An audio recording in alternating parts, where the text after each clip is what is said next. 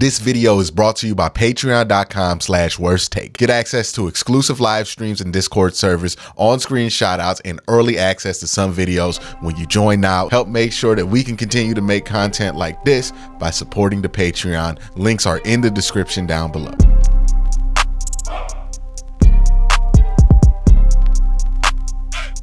I find June to be a great time to talk about football because since there's not a game to focus on, since there's not an immediate matter with a player or injury to focus on, we get to start to wander our minds onto other parts of the Cleveland Browns organization and really focus in and talk about those parts of the Browns organization. And June is usually the one point of the year where we talk about Paul DePodesta, where we talk about some of the long-term planning and such and what the long-term expectations are for this organization. Now, this is kind of a follow-up video to a video I did earlier this week talking about what the Browns timeline hopes to be for the next couple of years, depending on what goes right with Watson or what goes wrong with Deshaun Watson, how that shapes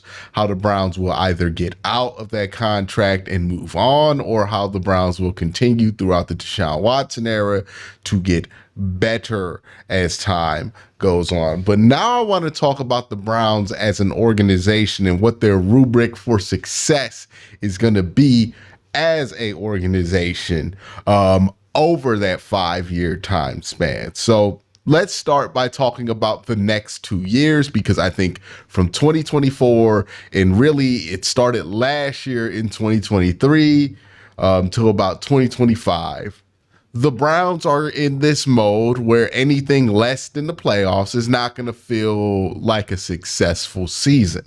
Now, again, what feels like a success at the end of the season is really dependent on a lot of other things that happen, right? How many injuries do you have? How many of your key players stay healthy throughout the year? Like, did somebody get kicked off the team? Does a player fall off a cliff that you are really depending on? Like, those things change expectations.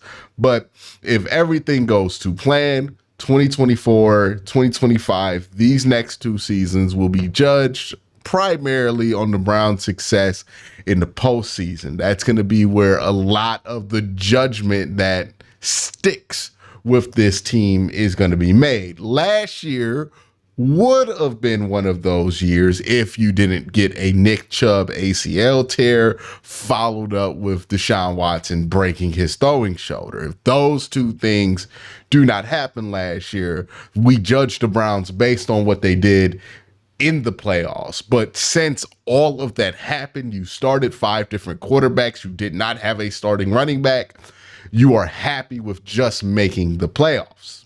Again, how you get there changes how you feel about how you end your journey. But 2024, 2025 will be largely determined a success or failure based on what the Browns do in the playoffs. Now, what does that mean specifically, right? If you want to just make the playoffs, if you want to be a championship contender, what does being a championship contender feels like? And it's not something that you can put down in super scientific terms.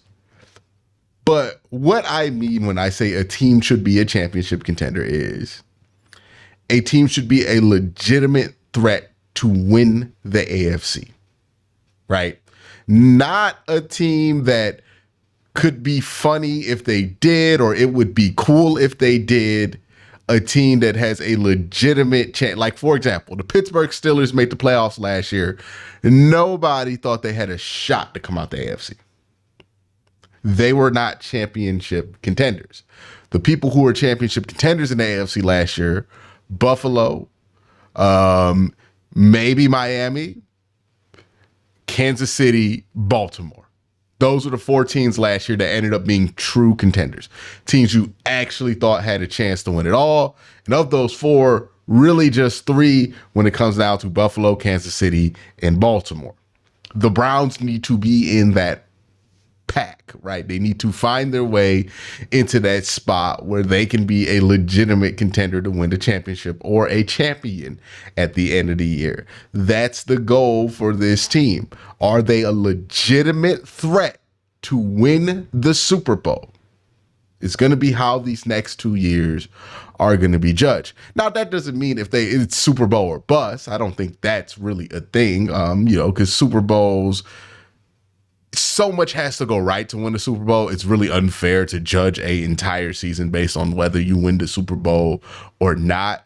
But you have to be a championship contender, right? Like, that is controllable enough for it to be a fair expectation of you. Are you a championship contender? That usually means winning a playoff game, right? Getting into the second round. But just because you do get into the second round doesn't necessarily mean that you are a championship contender, right? To Houston last year. Fun team. Nobody thought that they were going to come out the AFC, or at least outside of like being excited about CJ Stroud. I don't think anybody really truly thought Houston was coming out. The same way that the Tampa Bay Buccaneers won the playoff game, we also did not feel like the Tampa Bay Buccaneers had a legitimate chance to come out the NFC. You have to be one of those teams that has that feel about them that they're serious, right? And I think that's the best description. They got to be a serious football team. You can't be walking around thinking about this team as unserious next year or in 2025. Then we get to the offseason in 2026, and I think there is an important barometer that you want to follow with this Cleveland Browns team as far as what their draft performance was in 2022, 2023, and 2024.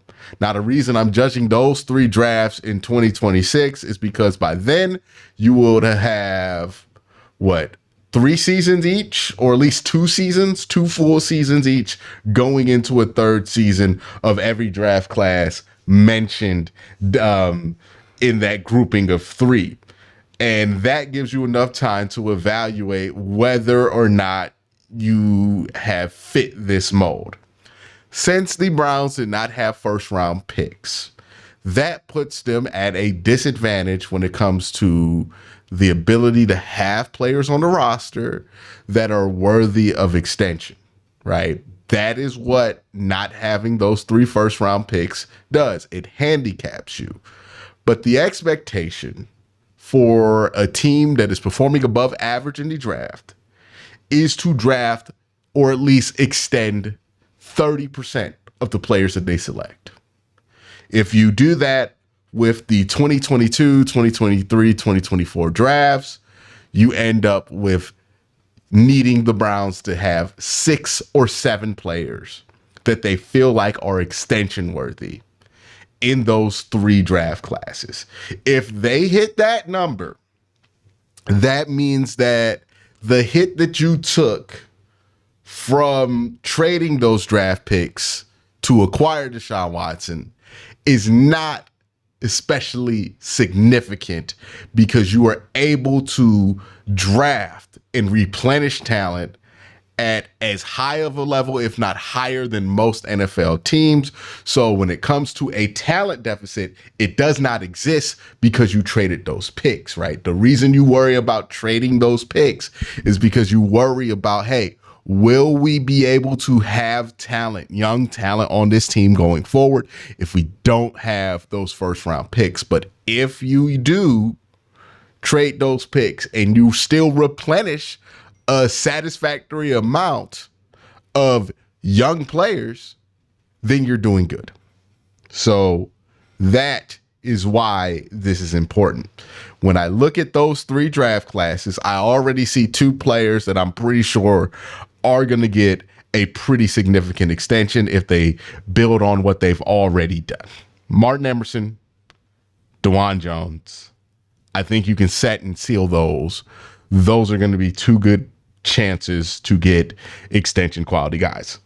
I have 6 players here listed that I think could get an extension, maybe with Cleveland, maybe not with Cleveland, but would be deemed extension worthy, but need to see more out of them over the next couple of seasons in order to actually say that they're going to be extension worthy. You have the two guys in this draft class, Mike Hall and Zach Center. Mike Hall, I think, has tremendous potential. I think he has Martin Emerson-like potential to feel like a first-round pick outside of the first round. I believe he is the earliest pick that the Browns have taken in the last 3 years. Somebody correct me if I'm wrong, but I think he's the only second-round pick that we've had over the last 3 years as well. So if Mike Hall does turn out to be an extension-worthy player, you're already halfway there. Zach Zinter, maybe he becomes an extension-worthy player. You would be there. At 4, Cedric Tillman is an interesting one because I still haven't given up on Cedric Tillman. And what I have seen from Cedric Tillman early on is much more encouraging than I anticipated it would be at this point. Remember, I was coming into it saying, hey, Cedric Tillman is one of those guys who cannot waste time early on in camp.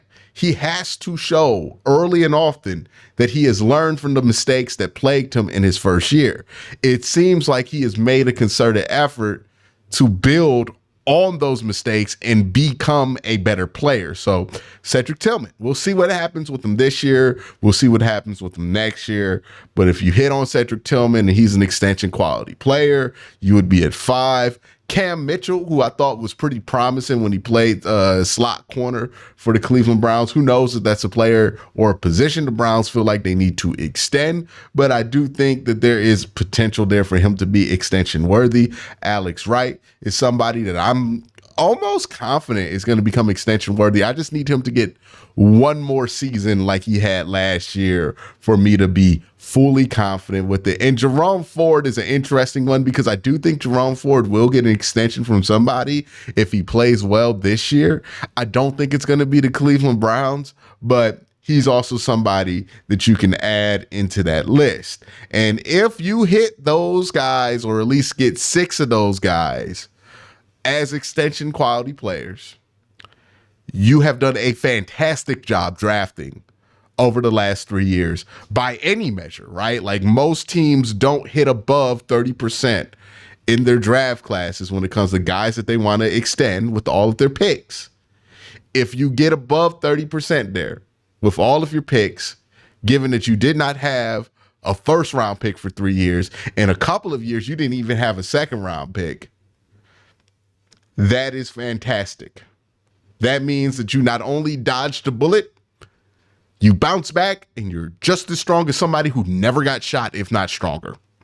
That metaphor kind of falls apart there, but you know what I'm trying to say there. You know what I'm trying to communicate there.